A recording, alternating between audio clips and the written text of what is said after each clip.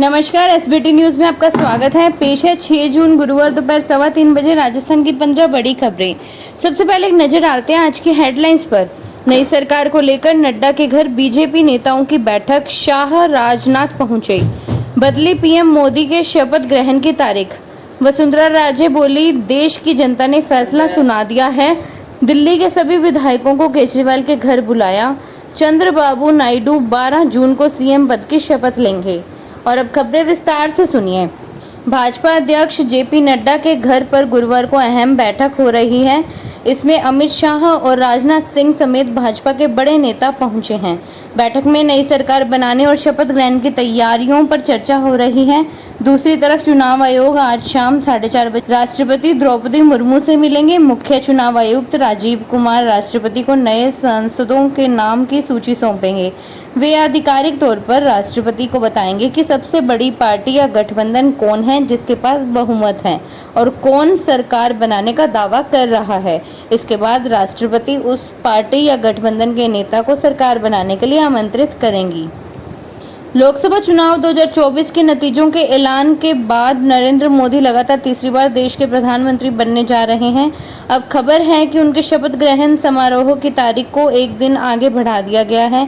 हालांकि अब तक भारतीय जनता पार्टी की ओर से आधिकारिक तौर पर कुछ नहीं कहा गया है। पहले संभावनाएं जताई जा रही थी कि वह 8 जून यानी शनिवार को शपथ ले सकते हैं। मीडिया रिपोर्ट के हवाले से कहा जा रहा है कि पीएम मोदी अब 8 के बजाय 9 जून रविवार को शपथ ले सकते हैं।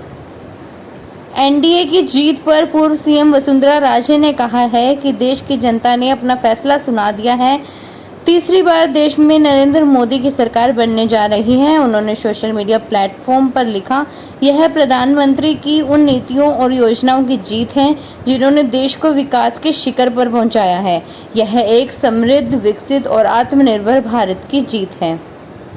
दिल्ली में लोकसभा नतीजों में मिली निराशा के बाद आप में हलचल तेज हो गई है। दिल्ली के सभी विधायकों को और प्रमुख नेताओं को मुख्यमंत्री अरविंद केजरीवाल के घर बुलाया गया है। गुरुवार शाम 5 बजे सीएम आवास पर यह महत्वपूर्ण बैठक होने जा रही है।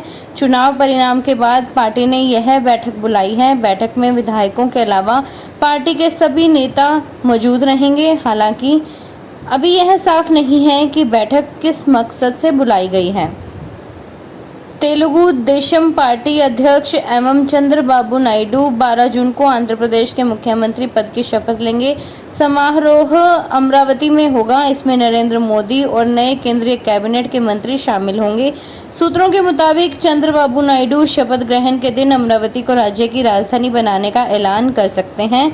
2 जून को हैदराबाद को तेलंगाना और आंध्र प्रदेश की संयुक्त राजधानी रखने के लिए 10 साल का कॉन्ट्रैक्ट खत्म हो गया है। अभी आंध्र प्रदेश एकमात्र ऐसा राज्य है जिसकी कोई राजधानी नहीं है।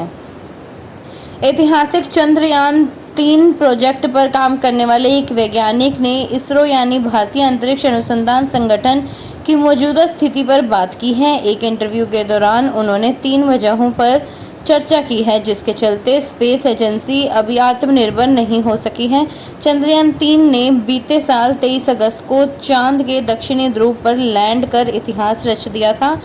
प्रकाशित रिपोर्ट के मुताबिक चंद्रयान 3 मिशन में काम करने वाले एरोस्पेस साइंटिस्ट पार्थ तिवारी का कहना है कि अब तक इसरो आत्मनिर्भर नहीं हुआ है। उन्होंने इसकी 3 वजह भी बताई हैं। इसमें एडवांस टेक्नोलॉजी तक सीमित पहुंच, रिसर्च और डेवलपमेंट के लिए पर्याप्त फंडिंग नहीं मिलना और नियामक के काम में आने वाली बाधाएं शामिल हैं। जयपुर में भ्रष्टाचार निरोधक ब्यूरो, राज्य सड़क विकास एवं निर्माण निगम लिमिटेड के chief project manager RK. Luthra के तीनों बैंक लॉकर अब घूस कांड का राज उगलेंगे। हालांकि एसीबी बुधवार को बैंक लॉकरों को नहीं खोल पाई थी। डीजी डॉक्टर रवि प्रकाश मेहरड़ा ने बताया कि बुधवार को लूथरा की पत्नी ने तबीयत सही नहीं होना बताया था। ऐसे में एसीबी अब किसी एक परिजन की मौजूदगी में बैंक लॉकर खोलेंगे। सूत्रों के मुताबिक बैंक लॉकर में नकदी, जेवर व प्रॉपर्टी संबंधी दस्तावेज मिल सकते हैं। वहीं एसीबी टीम गिरफ्तार प्रोजेक्ट डायरेक्टर सियाराम चंद्रावत, लक्ष्मण सिंह और सेवानिवृत्त सहायक लेखाधिकारी हाल सलाहकार मुख्य प्रबंधक महेश चंद्र गुप्ता से घूस के संबंध में पूछताछ कर रही है। कल्पना कीजिए आपकी कार घर के बाहर खड़ी है और टोल टैक्स कट जाए। आप कहेंगे कि ऐसा कैसे हो सकता है, लेकिन यकीन मानिए ऐसा हो रहा है। दरअसल साइबर ठगों ने फास्ट टैग में सेंधमारी शुरू कर दी है। घरों के बाहर खड़ी गाड़ियों के टोल टैक्स कट रहे हैं, उनके फास्ट टैग अकाउंट में से पैसे उड़ाए जा रहे हैं। अलवर सहित प्रदेश भर में ऐसी घटनाएं लगातार सामने आ रही हैं। वाहन मालिक के मोबाइल पर टोल टैक्स कटने का मैसेज पहुंचता है। कम राशि की ठगी होने के कारण इसकी शिकायत पुलिस तक नहीं करते हैं। जयपुर में राजस्थान विश्वविद्यालय ने बुधवार को छात्रों के लिए राहत भरा आदेश जारी किया है, जिसमें यूनिवर्सिटी और संगठन कॉलेजों में अब छात्रों से परीक्षा के दौरान सामान जमा करने की एवज में कोई शुल्क नहीं लिया जाएगा। छात्रों को टोकन देकर परीक्षा केंद्रों पर सामान जमा करवाया जाएगा। विश्वविद्यालय ने सभी विभागों और संगठक कॉलेजों को आदेश जारी कर दिए हैं। मैनपुरी से चुनाव जीतने के बाद डिंपल यादव बुधवार रात बेटी टीना के साथ मथुरा के वृंदावन पहुंची। भगवान बांके बिहारी के दर्शन किए। करीब 30 मिनट मंदिर में रहीं। मंदिर के पुजारी ने उन्हें राधा रानी की प्रसादी चुनरी भेंट की। डिंपल ने कहा, भाजपा वास्तविकता से बहुत दूर है, देश की परिस्थितियों को समझ नहीं पा रही है। देश और उत्तर प्रदेश के लोगों ने इस सरकार को नकार दिया है। राजस्थान हाईकोर्ट ने 14 साल पहले कृषि विभाग से रिटायर कर्मचारी के पेंशन के इंतजार में मौत और बाद में उसकी विधवा को भी पेंशन जारी नहीं करने को गंभीरता से लिए है। इसके साथ ही अदालत ने मामले में कृषि सचिव, कृषि विपणन बोर्ड निदेशक और हनुमानगढ़ कृषि उपज मंडी को नोटिस जारी कर जवाब तलब किया है। जस्टिस समीर जैन की एकलपीठ ने यह आदेश रुक्मा देवी की याचिका पर प्रारंभिक सुनवाई करते हुए दिए। अदालत ने इन अधिकारियों से पूछा है कि इतनी लंबी अवधि बीतने के बाद भी अब तक पेंशन जारी क्यों नहीं की गई। राजस्थान भाजपा फिलहाल इस बात पर मंथन कर रही है कि उसका मिशन 25 अभियान कैसे असफल हो गया। प्रदेश में भाजपा की सरकार होने के बावजूद लोकसभा में उसे बड़ा नुकसान हुआ है। राजनीति के जानकार कहते हैं कि जब पार्टी विपक्ष में होती है तो संगठन के मुखिया के नाते प्रदेश अध्यक्ष की जिम्मेदारी हार जीत पर होती है।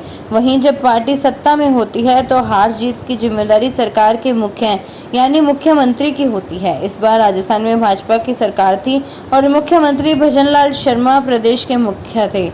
ऐसे में चुनाव परिणाम की हार जीत का श्रेय भी मुख्यमंत्री के खाते में जाएगा। दिल्ली में जल संकट को देखते हुए सुप्रीम कोर्ट ने गुरुवार को बड़ा आदेश दिया है। कोर्ट ने हिमाचल प्रदेश को हर दिन 137 क्यूसेक अतिरिक्त पानी छोड़ने का आदेश दिया है।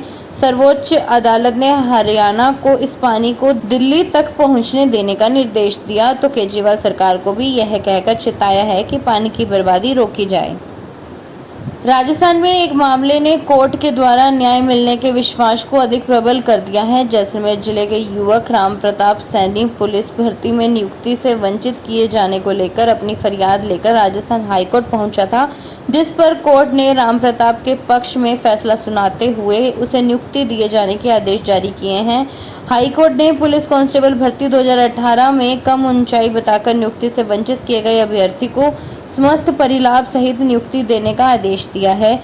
कोर्ट ने कहा है कि अब यदि पद खाली नहीं है तो छाया पद सृजित कर नियुक्ति दी जाए। न्यायाधीश गणेश राम मीना ने राहुल की याचिका को स्वीकार करते हुए यह आदेश दिया है। सोने चांदी की कीमतों में आज बढ़त देखने को मिल रही है। India Boolean and jewellers association के अनुसार 10 ग्राम 24 कैरेट सोना 871 रुपये महंगा होकर 72,857 रुपये पर पहुंच गया है। वहीं चांदी की बात करें तो आज 1 किलो चांदी 2,113 रुपये घटकर 90,643 रुपये प्रति किलोग्राम में बिक रही है। इससे पहले 5 जून को चांदी 88,530 रुपये प्रति किलोग्राम पर थी। फिलहाल इस बुलेटिन में इतना ही। फिर हाजिर होंगे और बड़ी खबरों के साथ। तब तक के लिए देखते रहिए एसबीटी न्यूज। धन्यवाद। अगर आप भी अपने आसपास की छोटी बड़ी और महत्वपूर्ण खबरों से अपडेट रहना चाहते हैं तो सब्सक्राइब कीजिए हमारे चैनल एसबीटी न्यूज को और प्रेस कीजिए बेल आइकन पर।